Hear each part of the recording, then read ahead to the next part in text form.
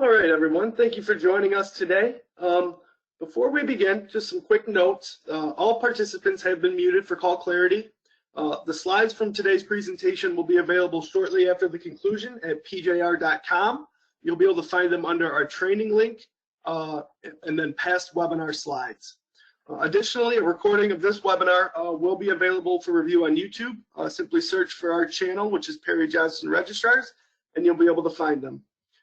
Today, we have a special guest speaker who's going to be given an overview of ISO 27001, kind of from a consultant's perspective.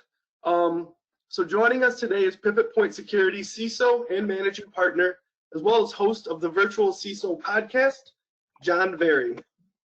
John, go ahead and take it away. I'm going to mute here. Hey, John, what was the one rule that we had that for this? Debonair, John Very, my mistake. Debonair, gosh. John. Hey, everyone. Thanks for joining in today. ISO 27001 is a fantastic standard. I'm sure that's why you're here on the phone. It even has a little bit more value in 2020, considering a lot of things that we're dealing with. So ISO 27001 first, let's just make sure we have a definition of what ISO 27001 is. I like to think of it as a framework. Think of it as a framework to manage information-related risk. And this framework is a collection of processes that you put into place, and that's often referred to as an Information Security Management System, or ISMS. So if you hear me use that term, that's what that means. So I mentioned that ISO has been a good answer for 20 plus years. It's probably even a better answer in light of the things that we're facing in 2020. COVID, as you guys are all too aware, has changed the way that we work together. If you are someone that does work in the defense industrial base, and you are handling or processing what's referred to as CUI, controlled unclassified information, you've been subject to a law regulation referred to as NIST SP 800-171 as part of the DFARS. And this year, there's a migration away from that, or a multi-year migration away from that, to something called the Cyber Maturity Model Certification.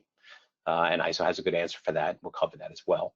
Another thing that we're all seeing is, I'll call it the rise of privacy. Just as short as 3 years ago, when I talked about information security, I really didn't speak much about privacy. Today, I find it hard to have a information security conversation without talking about privacy. We can thank our good friends in the EU for the GDPR, and then it came on shore, with the California Consumer Privacy Act, or CCPA. So we can thank the California Attorney General for making that a part of our everyday conversations. And then around all of that, and it's going to escalate, is we've already seen this rise in client expectation that you are going to be secure, and you are going to be compliant, and you are going to address privacy. I'm sure many of you are starting to see what we refer to as data privacy addendums. Those are for your organizations that might be sharing what we call personal information, or some people call it personally identifiable information. They're often both abbreviated either PI or PII. Of course, you've been subject to vendor due diligence questionnaires, organizations wanting you to detail, often in great length, what you're doing with regards to security. And then business associate agreements, that ties to your clients that are processing medical information or HIPAA related information. And as privacy is rearing its head, we're seeing people are realizing they needed to address the HIPAA side of it as well. So there's two predominant approaches for addressing ISO 27001 that we see people pursue. I think you can take a guess based on the way we presented these. I'm a fan of option one, as is Pivot Point. We believe that's absolutely the right way to do this. And the idea of the differentiation between the two is, in the first approach, what we do is we understand the management system before we gap assess the controls. And a lot of people will call us up and say, hey, I'm interested in getting to ISO 27001 certified. So can you guys come in and conduct a gap assessment? We think that's the right first step. And it is a step, and it's a decent step. I mean, it goes in the right direction. The problem is that if you think about controls as being mechanisms that reduce risks, then the question becomes within ISO, because it's a non-prescriptive standard, what it says is you can implement controls in accordance with your risk and risk appetite. So ISO will not tell you if you need multi-factor authentication. ISO will not tell you how long your passwords need to be. ISO will not tell you how long to keep your logs. What ISO says is understand your scope of your organization, right? Understand the information we're trying to protect, understand the laws and regulations that govern its obligations, its requirements, understand your client contractual obligations, other legal obligations, understands management's expectations, understand any other interested parties, regulators, third-party partners, expectations, and then implement controls in accordance with that. So the challenge in option 2 is if I just come in and did a gap assessment and I said to you, hey, how long are you keeping your logs for? And you said 90 days. What context do I have to gauge whether or not it's a good or a bad answer? If I asked you, do you do multi-factor authentication? And you said no. Is that a gap? I don't know. The reason I don't know is I don't understand enough about your organization and its risk and its client contractual obligations and regulatory requirements to assess whether or not that's a gap at this point in time. Now, if I came in the first way and I understood scope initially and I understood, let's say you were subject to CMMC, then I know the lack of multi-factor authentication is a gap in your implementation of meeting your CMMC requirements, so I can correctly identify as a gap. So I hope I explained what the difference is in the two approaches. I'm an advocate of approach 1, and I think that's really your best bet. So let's talk about ISO real quick at a high level, 10,000-foot view, if you will. There's 2 components to ISO 27001. What most people think of ISO as being is what we refer to as ISO 27002, or it's the same set of controls that you'll find in something called Annex A of ISO 27001. It's just the Annex A is a shorter list, not in terms of the number of controls, but just the amount of detail that they give you for each control. So most people think of the technical controls. You know, do we have passwords? Do we do background screening? Do we do user account management reviews? Do I have vulnerability and configuration management? But really what differentiates ISO from virtually any other framework is the concept of putting a management system on top. What the management system is the overarching set of processes that ensure that the controls that we implement are the right ones, given our risk and requirements, and that they operate in a reliable, improving way. And the way it does that is the ISO 27001 document has these 7 clauses that you see listed here. I'll walk through them real fast. Again, we're going to keep this at 10,000 foot. So what context says, and that's what the idea that I talked about at the beginning, what we call scope or scoping, that's what context is. And in a nutshell, it is what information are we protecting? Because very often you're not protecting all of the information in your organization. So as an example, Pivot Point Security is ISO 27001 certified ourselves. And what we list in our ISMS scope is the information that we're protecting is our client confidential information. So if you're a client of Pivot Point and you give us a copy of a policy standard or procedure, or we conduct a pen test and we give you back the results, that's client confidential information. And we think we have a high requirement to protect that because it's highly sensitive data.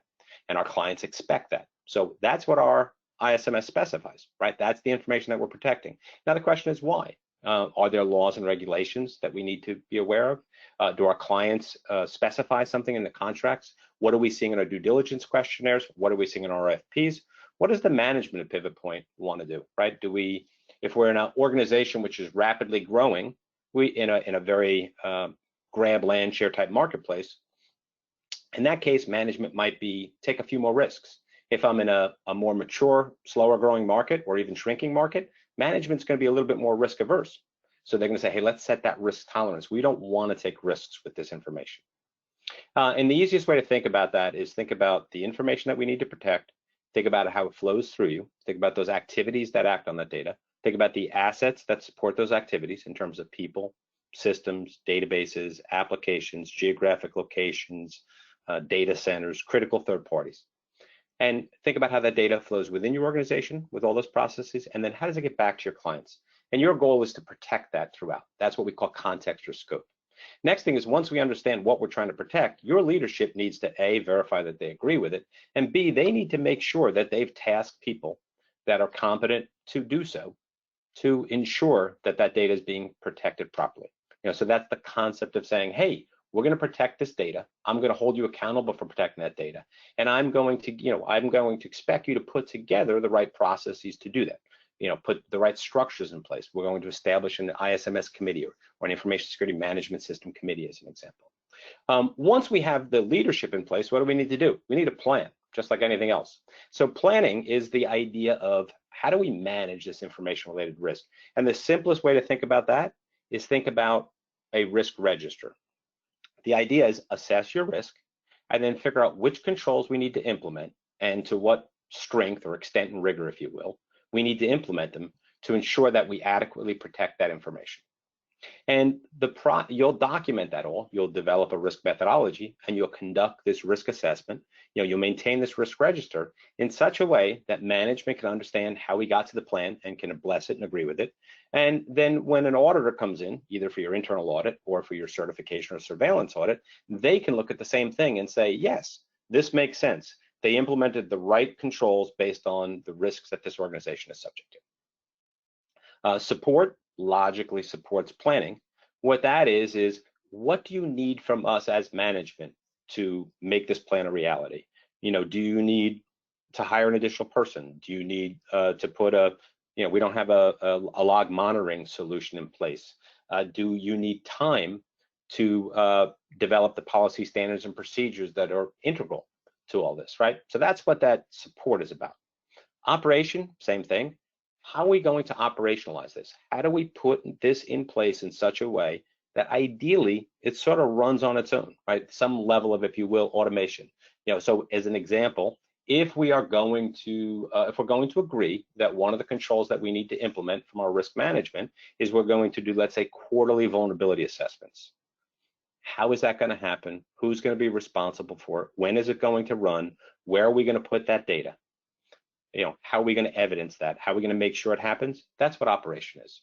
And then performance evaluation is, how do we know it's working? In ISO's world, there are two predominant ways things are working. One is you develop something called security metrics. And those metrics are measures that tie to the objectives of the ISMS that allow us to make sure that we are doing what we want to do. So as an example, if we agreed that third-party risk was something we wanted to manage effectively, we might put a metric in place that says, 90% of our risk classification high vendors are assessed each year. We would measure that and ensure that it's happening. If it's not happening, we would put what we call a corrective action plan in place, because that's a non-conformity, and that would ensure that it doesn't happen again, ideally. And then improvement, that's how do we get better year over year? On performance evaluation, beyond security metrics, the other very, very important part is that each year you'll conduct an ISMS internal audit. The internal audit is, quote unquote, a mechanism which allows top management to ensure the effectiveness of the information security management system. So each year you'll conduct an internal audit.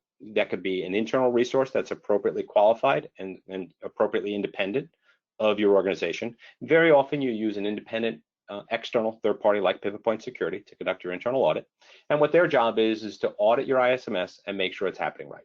That's going to be some combination of looking at the actual clauses that we're seeing here, as well as the technical controls that we're going to look at in a second. And then last, improvement is how do we get better year over year? Because ISO 27001 requires continuous improvement. That might be that we're going to, in year one, we say we're going to monitor, we're going to ensure that all high vulnerabilities on our external scans are addressed within 6 months. In year two, that might be 3 months or 4 months, right? We're going to want to be able to demonstrate to our key stakeholders and to our external auditors that we're actually improving the management system. In terms of the controls, this is the stuff you're going to be very, very familiar with. The policies that you would expect. ISO is very good in that it is not just about IT controls and not just about the information security domain. It touches on all domains of managing information-related risk.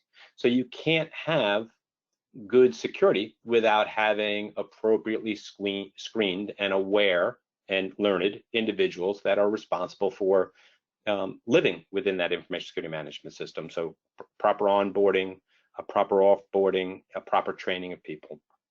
Asset management, of course. If we don't know what we have, how do we know if we're protecting it adequately? And that goes through the full life cycle. By the way, asset management, we do a lot of work in law firms. Law firms are still I call it the last bastion of paper, but most orgs still have paper. Asset management includes information which is actually on paper. That includes your credit, people are using it for credit card processing as well. You'll see that there often as well. Access control is what you would think it would be. How do we ensure that our users are properly being authenticated? Through passwords, multi-factor authentication. When they are authenticated, how do we know that they're being properly authorized to those systems that only they have a need to know? And then how do we know over time that those user accounts are still being maintained in a proper way? So ideally, we're doing some user account management on a monthly, quarterly, or annual basis, just to make sure that we don't have somebody who left the company 3 months ago, or somebody who left accounting 3 months ago with still access into accounting systems. As you guys know, cryptography is a very important, or encryption is a very important way of keeping data confidential. So there's a whole domain amount of controls around ensuring that we've got encryption in place. That might be at rest, that might be in transit for different types of data. We need to make sure that the physical environment is secure. Of course, these days, one of the key, social engineering is one of our biggest problems across every organization that we work with. So the idea of appropriately protecting against malware and social engineering is a critical key. Of course, backups become increasingly important with ransomware.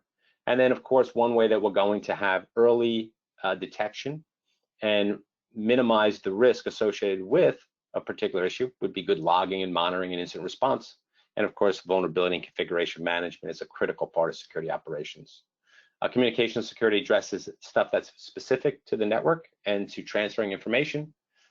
Systems acquisition, development, and maintenance is, think about that as being your SDLC.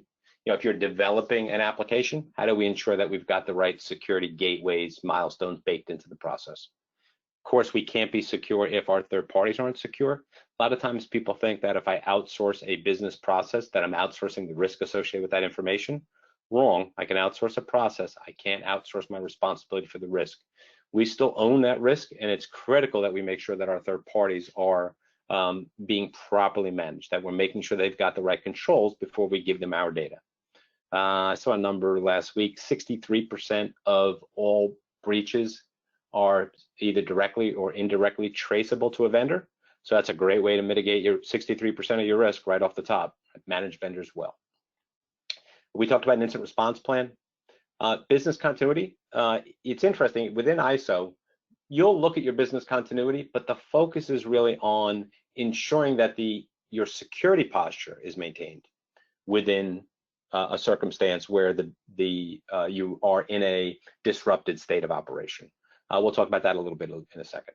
And then last, of course, we can't know that we're doing the right thing with data unless we've got a good legal and compliance office or an individual who's tasked with that to make sure that we're complying with relevant laws and regulations, and that if we make client contractual commitments, that we're keeping them. So that's ISO in a nutshell. If you think about the process of getting there, pretty simple. We talked about that idea of establishing scope, right? What information are we protecting? What are the processes that act on it? Has that data flow through our organizations? Let's put controls in place proportional to that risk. We do that through ensuring that we've got a proper risk methodology. A good risk methodology is one, honestly, the most important thing is it's consistent and repeatable. We want to know that as we're measuring risk, that we're able to do it consistently, independent of the people that are looking at it, and in a way that management is fully understanding when we communicate risk, right? So we establish that methodology, we conduct that risk assessment, and then based on the risks which we think are not yet being mitigated yet, we build risk treatment plans. Now, what we'll do is we'll look at that plan and we'll say, hey, we looked at your controls already.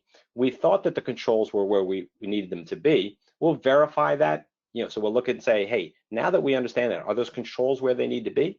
And we'll update any additional gaps that need to be done as well. And then you grind through that plan.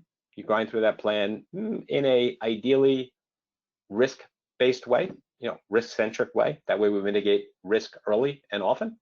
And then we'll implement the management system at the same time. And once we're done with executing our gap remediation plan, we're in a position to conduct that ISMS, the Information Security Management System, internal audit that we talked about. And that is a requirement of the standard.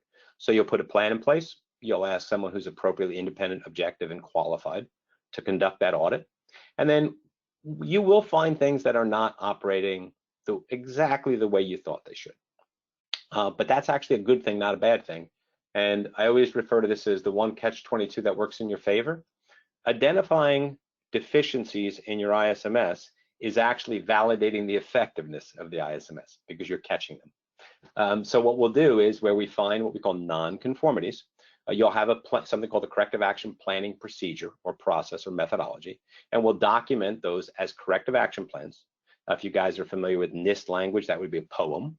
And then what we'll do is we'll ensure that management reviews those and blesses those corrective action plans.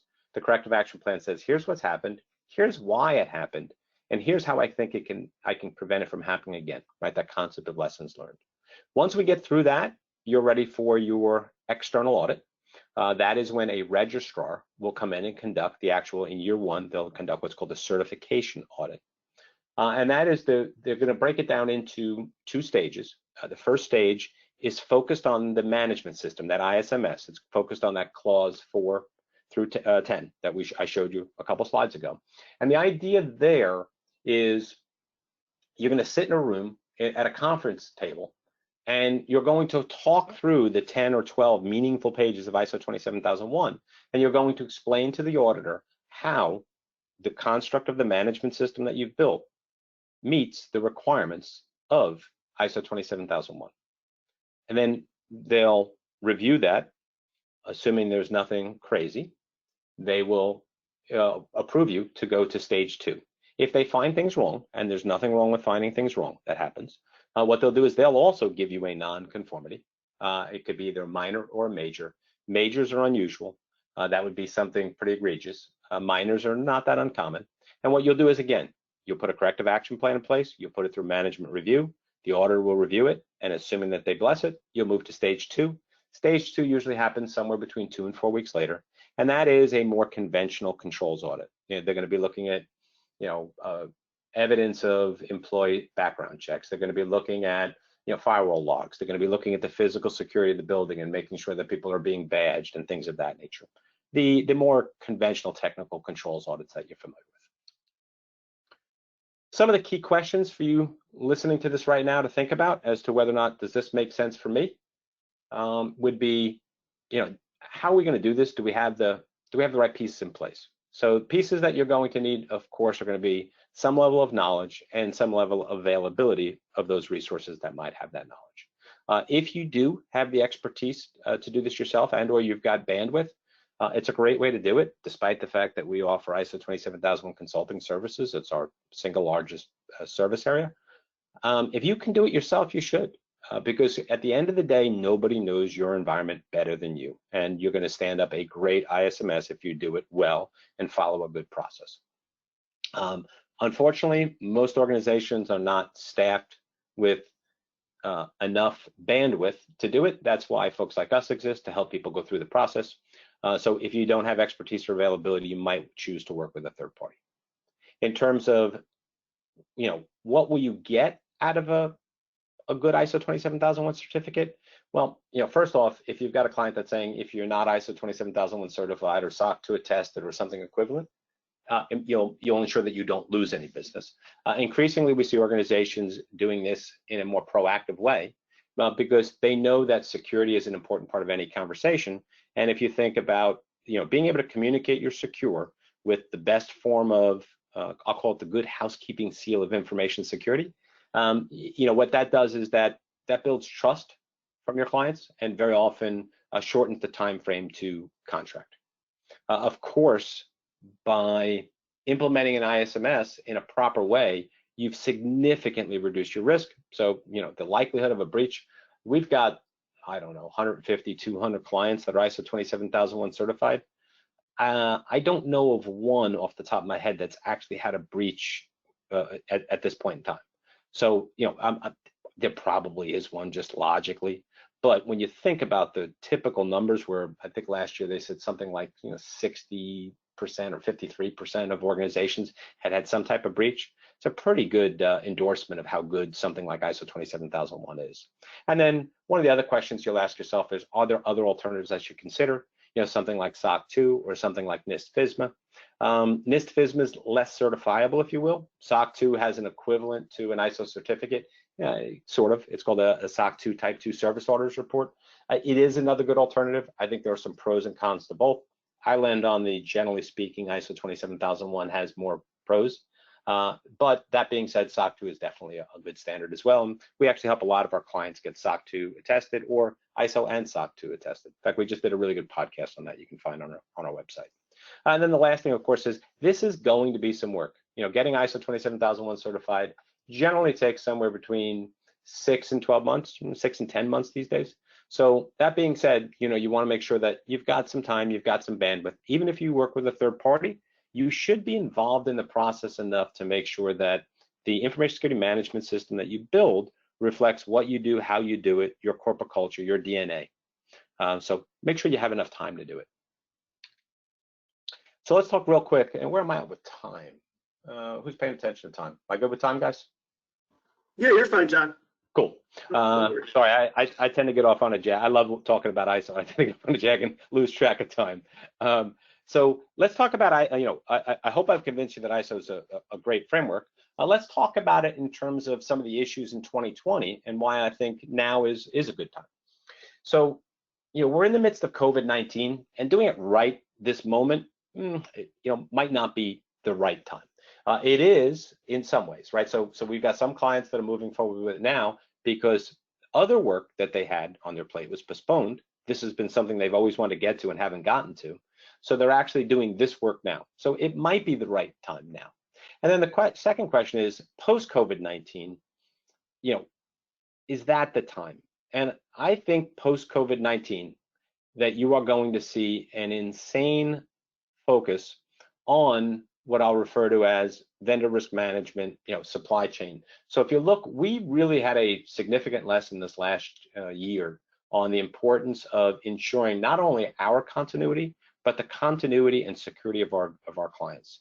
Look at what happened with Zoom and all of the security issues that we've seen there, right? That's because organizations are not verifying the security of their video conferencing solutions before they actually start putting sensitive data in there, which definitely caused some problems for a lot of people.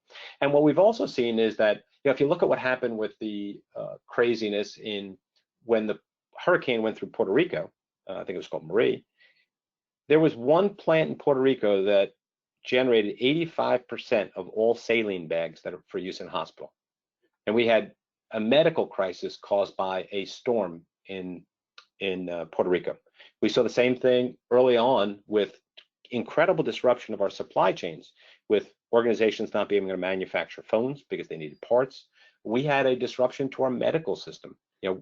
Some inordinate percentage of the masks that we needed to properly protect our healthcare workers are manufactured in China, and they either weren't sending them to us or weren't able to manufacture them because they were having their own problems. So my suspicion is that you are going to see we already have a significant amount of vendor risk management going on, but because of this understanding the supply chain and our interconnected nature, I think coming out of COVID, you're going to get pounded for proof at some level of your organization's ability to protect information and your organization's ability to maintain viable business operations in, unfortunately, we might have a phase 2. We're not even at a phase 1, but a phase 2 of the coronavirus issue. Second thing is that if you're in the defense industrial base, and that applies to 315,000 organizations approximately, this is the year that they got serious about saying you can no longer just write on a top of a piece of notebook paper, yep, I did 800-171 and put an X on it and send it in and have them say, yep, that works. We're losing, I think the number is $600 billion a year.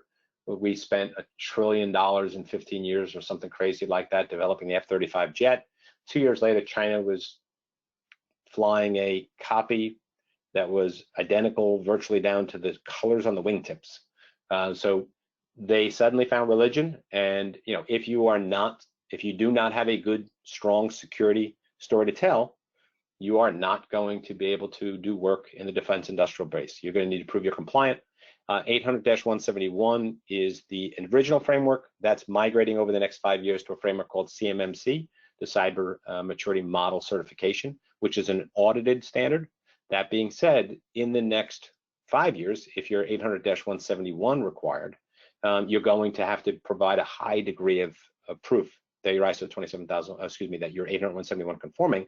The good news is if you already needed to prove you were secure to people on the commercial side and you're using ISO 27001 or you want to, it's very easy to take ISO 27001 and tell it, hey, I want to be 800-171 compliant or CMMC certified at the same time. And when you build your ISO 27001 management system, it'll accommodate both. You'll be able to run both programs simultaneously. Last piece, which is an issue that we're all facing. We talked a little bit about GDPR and CCPA. every major region is coming up with and country is coming up with a privacy standard. The US is debating a national standard, which I think will happen because most of the big tech companies don't want 50 state standards, so they're actually lobbying for a national privacy standard. APAC is the one that goes across the Asian Pacific region. Brazil has one, Mexico has one, probably a few more by this point in time. But at the end of the day now, that any personal information we have about our clients, and personal information, the definition has changed radically. In the old days, we thought of personal information as being some combination of first name, last name, and a privileged identifier, social security number, passport number, driver's license number, checking account number. Not anymore. Personal information is almost anything about a client. It's their email address, it's their daughter's name, it's their sexual orientation, it's their religious party, it's their political affiliation, you name it. Anything that might be connected with an individual is considered personal information. And now you have a much more significant requirement, to keep that information secure. Not only to keep it secure, but to know where it is. And there's something called a data subject access request. And that is, you have my information, tell me what information you have, prove to me you're using it in the way that your privacy policy said you are. Let me edit the pieces that I want. Let me tell you which pieces I want you to get rid of. And if I decide that you have to delete all of that information, you need to delete all of that information any place you have it, which can be quite the challenge. So, privacy is a growing issue and one that many organizations that are processing personal information are going to have to deal with. Even if you employ people in California right now, you'll be subject to that for at least your employees' information, even if you don't have California consumer information specifically. The reason I point this out on an ISO 27001 webinar is that ISO introduced a fantastic extension to the standard. So ISO 27001 is a member of a family of standards. And that family of standards it now includes something called ISO 27701. And what ISO 27701 does, which is, in my humble opinion, brilliant, is it says, wow, a lot of the people that we know want to keep information secure, a lot of that information is personal information. How can we help them manage personal information in a way that matches up with the types of requirements we're seeing in laws like GDPR and CCPA? So they issued what we refer to as an extension, and what it does is it actually updates two of the clauses that we talked about, right? It updates two of those management system clauses, and then what it also does is it provides additional or either some new guidance in the Annex A controls, or it updates existing Annex A controls to allow you to address those types of privacy requirements I talked about. Like, so as an example, consent. For an example, right to delete, right to present. And it does that really effectively. And what it allows you to do is then consolidate your information security and your privacy programs into a single unified construct, which saves a ton of money and saves a ton of time and really simplifies something which is quite complex. So it's a fantastic framework, something you should really look at if you're thinking about ISO 27001. I think it's one of the biggest arguments right now for moving to 27001 versus something like SOC 2 as an example. One last thing too that I should have brought up above. If you are thinking about business continuity, ISO has a standard called ISO 22301. So if you really are serious about business continuity, and what's nice about that is that the structure of the management system is the same. It's just the focus of the management system is continuity versus security. So what that allows you to do is, again, with a single management system, you could manage information security, business continuity, and privacy.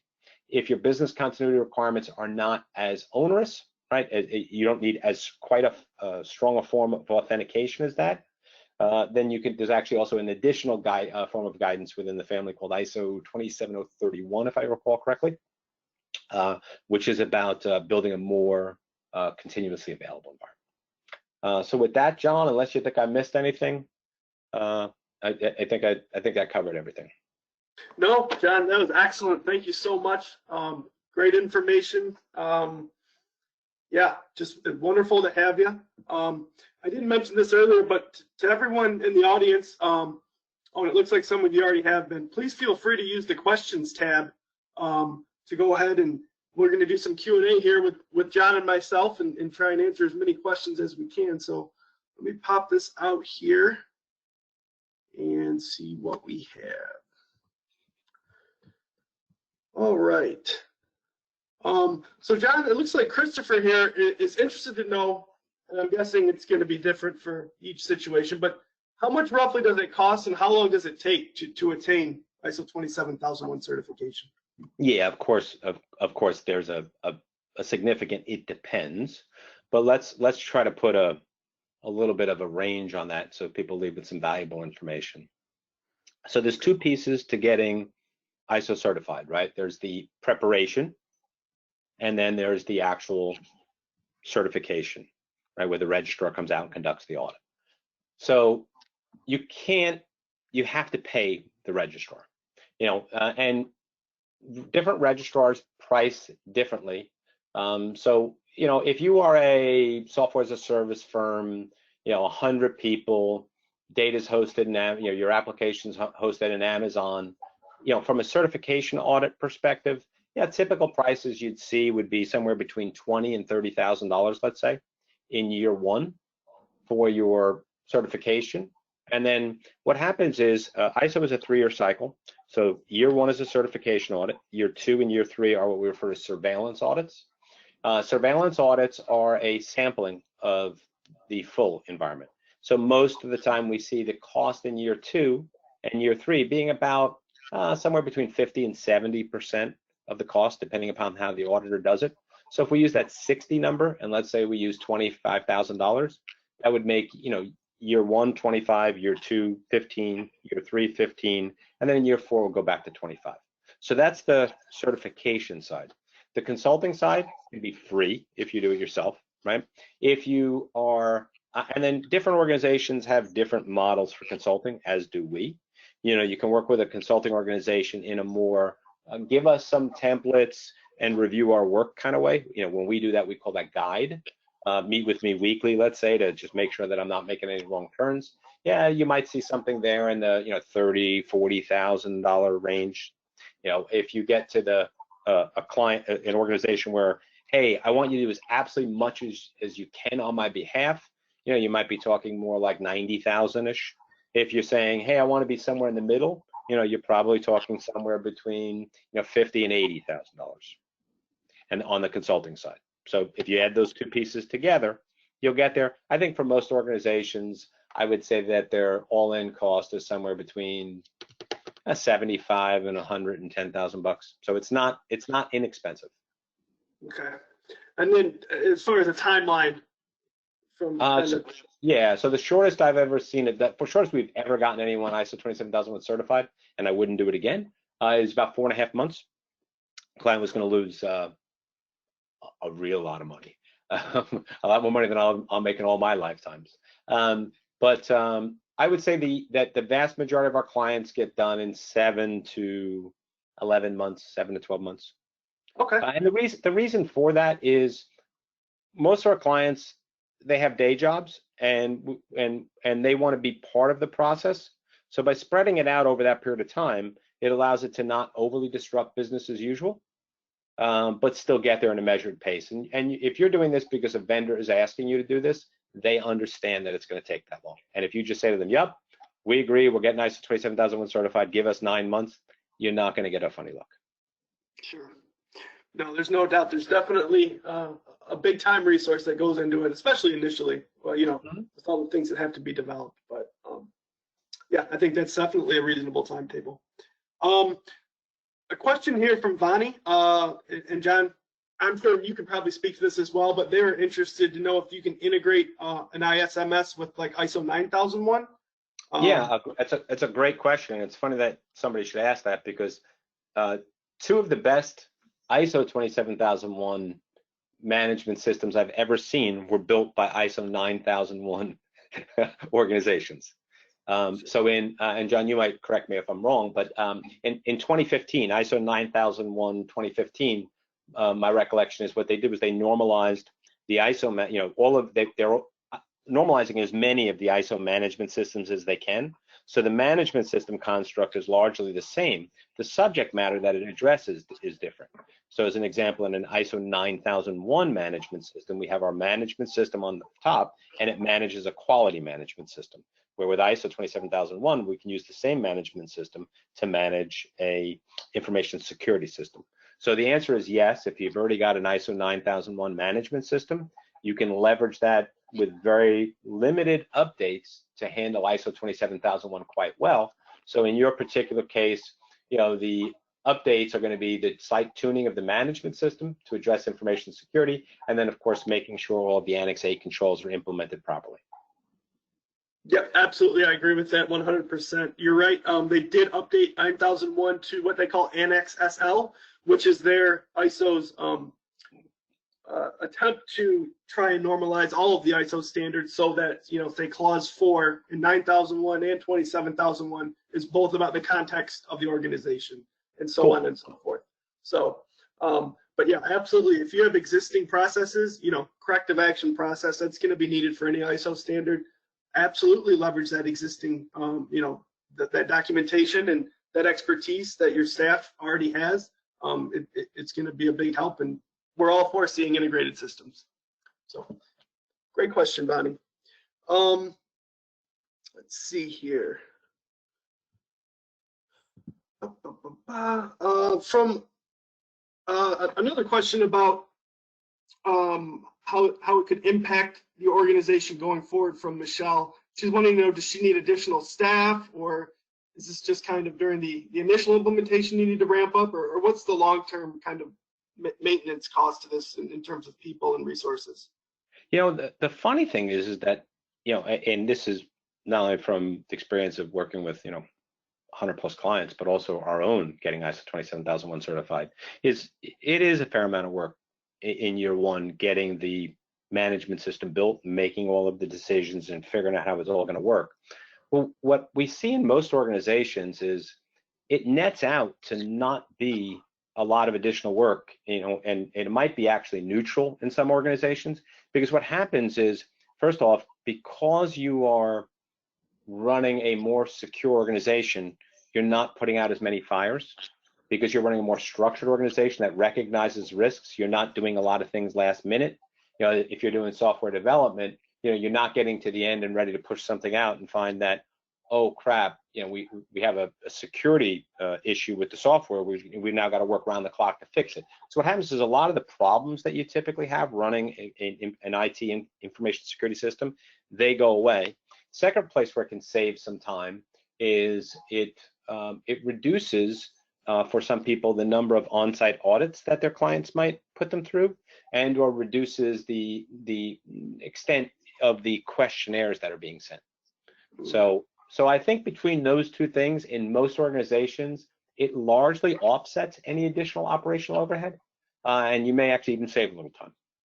Yeah, it's funny that you mentioned the questionnaires. I can speak from my experience. I've had several clients who kind of pointed to those as being one of the big motivating factors behind them getting certification, just due to the sheer amount of questionnaires that they had to respond to on an ongoing basis. It was taking up all their time, and in many cases, if they were to become certified, that questionnaire either goes away or it goes from 500 pages down to 5 or 10 pages. So I know that can be the blight of many a CISO or person in charge of information security. Their entire job can end up just being responding to questionnaires. So, all righty. Question from AJ here. Will ISO 27701 replace GDPR and other related standards in the future?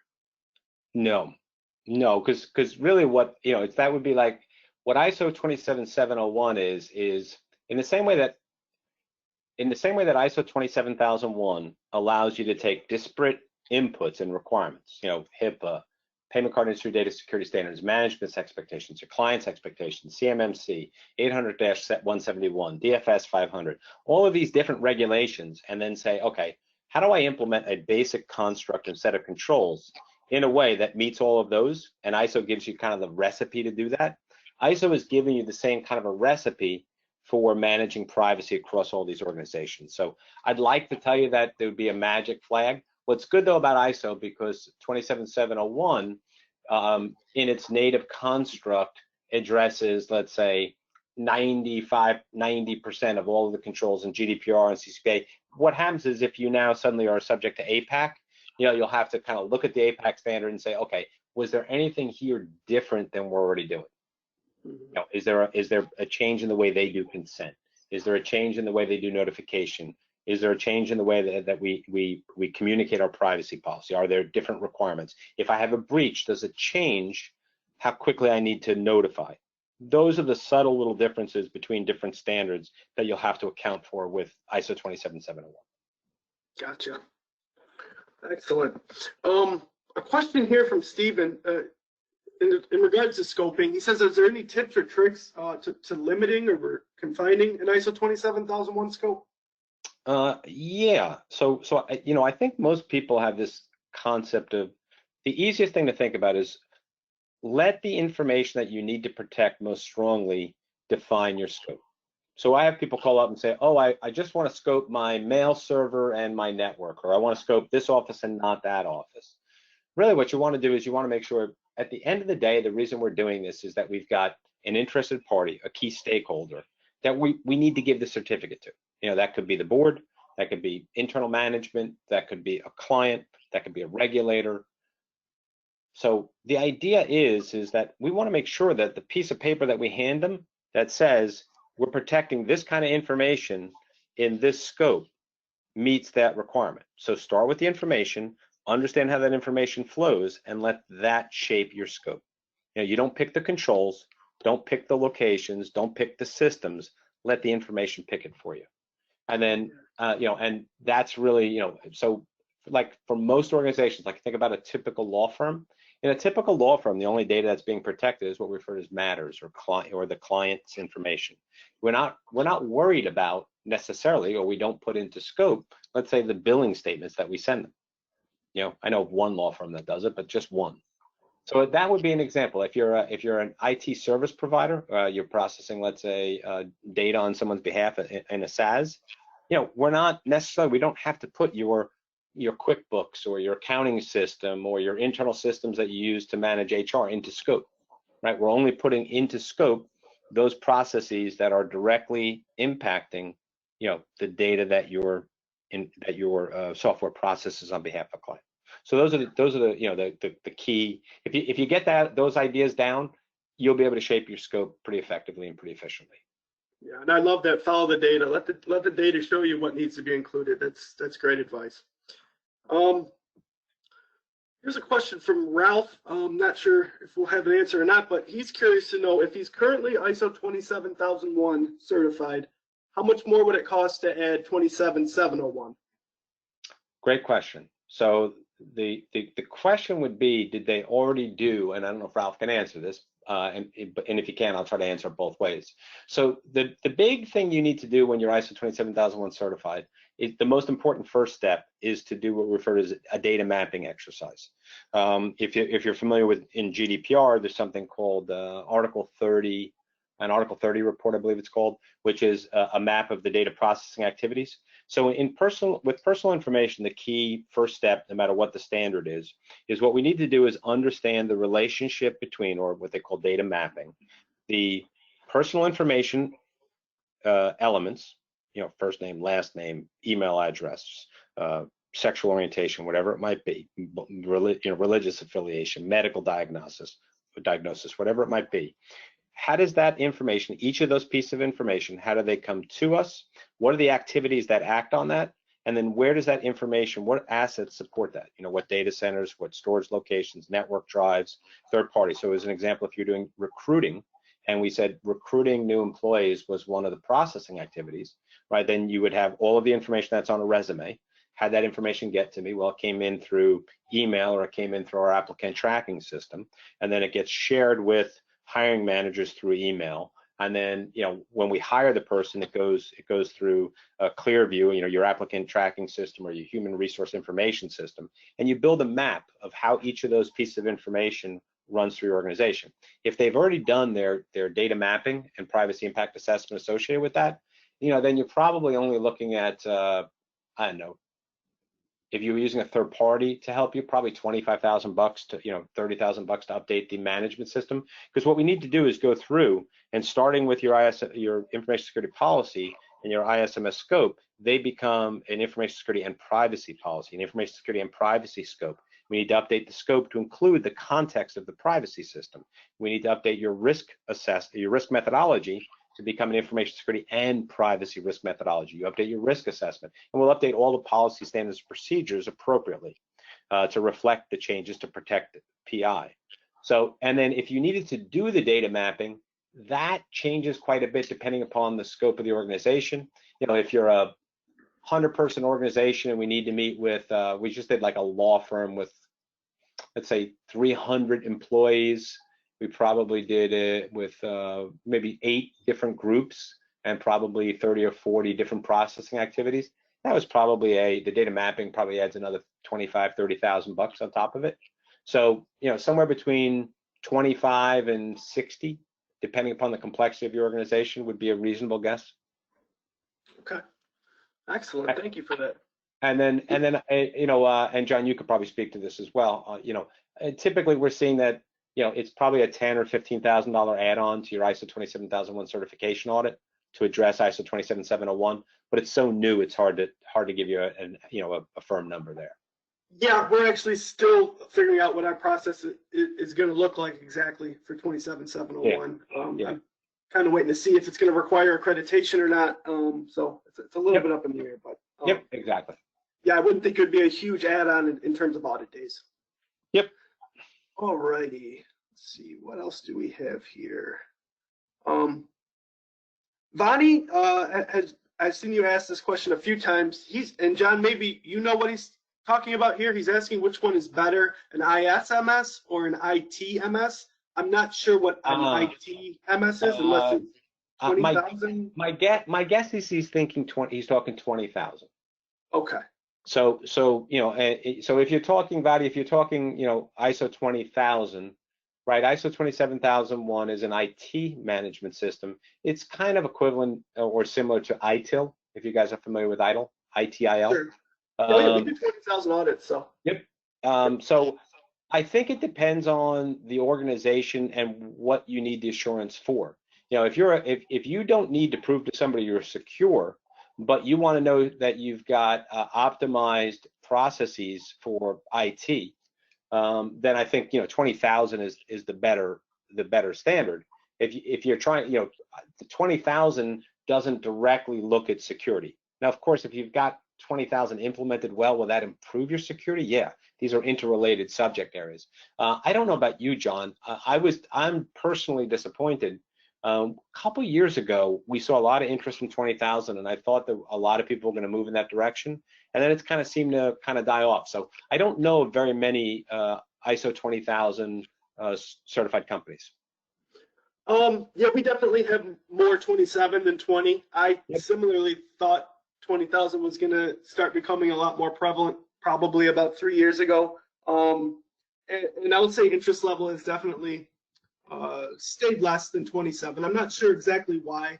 I believe 20,000 was helping companies that do federal contracting with their bid process if they had that certification. But as far as security goes, I mean, if security is what you're looking for, then 27,001 is absolutely going to be the better bet there.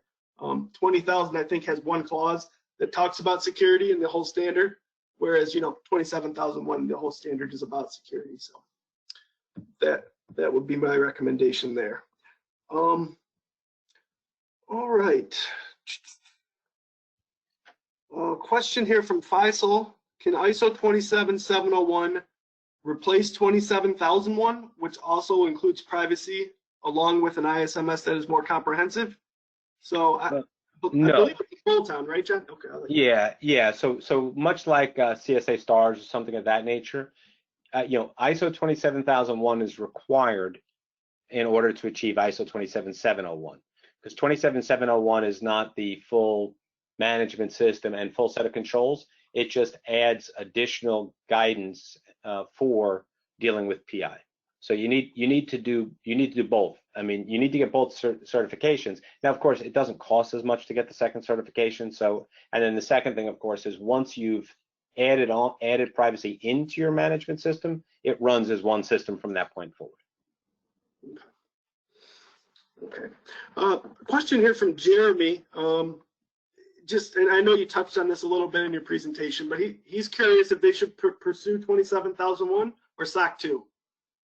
You know, so at the end of the day, the question comes, you know, first and foremost is, what are your clients, you know, asking for? If you're in an industry that every client asks you for a SOC 2, and you're swimming upstream to say, no, I don't have SOC 2, but I have ISO 27001, then SOC 2 is a fine standard. It doesn't have the management system. So I think that what happens there is that, you know, I don't think it's quite as robust. I don't think it's as good at risk management, but it's a fine standard. You know, it's a very comprehensive audit, so it differs a little bit from ISO 27001 in that with ISO 27001, we audit the management system and then we sample the controls. Because there is no management system in SOC 2, they have to sample the controls at a much higher level. So it's a much more in-depth audit. For that reason, it's also a more expensive audit. So where if ISO is, let's say, 30 grand in year one, SOC 2 for security and availability for what they call a type 2 service orders report, which would be sort of the analog, it would be probably about 40 to 45,000. And then where ISO in year two, that 30 would be 15, and then year three would be 15. With SOC 2, it would be 45, 45, 45, or 40, 40, 40, because they can't sample it. So ISO is less expensive to maintain by a pretty fair amount, and that becomes even, and with ISO, and if you have privacy, I like ISO better right now. There is a privacy trust service principle to SOC 2, but it's an older, and it doesn't really address the current rigor. It doesn't address GDPR or CCPA very well. Plus, on top of that, it would double the cost of that. So it would cost you about, most good CPA firms will charge you about 90 grand per year for a full, all 5 trust service principles, where if you want to take ISO and then add privacy, you know, that might become 40 or 45,000 in year one, and then let's say 22 and 22. So your 3-year cost would be 270 versus, you know, 45, you know, let's say, you know, 67, you know, 89, right? So it would be a third of the cost to maintain it. But if, look, SOC 2 is a good standard, and if you really have someone who really wants that, by the way, if you got SOC 2 attested and somebody asks you for an ISO certificate, they're going to accept it 90% of the time. If you have an ISO 27001 certificate and someone asks you for a SOC 2, they're going to accept it 95% of the time. So either one of them is going to be a good form of attestation and work in almost every instance. Gotcha. All right. Well, it looks like the questions have kind of come to a stop here. So, John, again, thank you so much for this. It's been excellent information. I really appreciate the time. I hope you enjoyed it as well. Excellent. Thank you to everyone for tuning in. All right. Have a great day, everyone. Stay safe out there.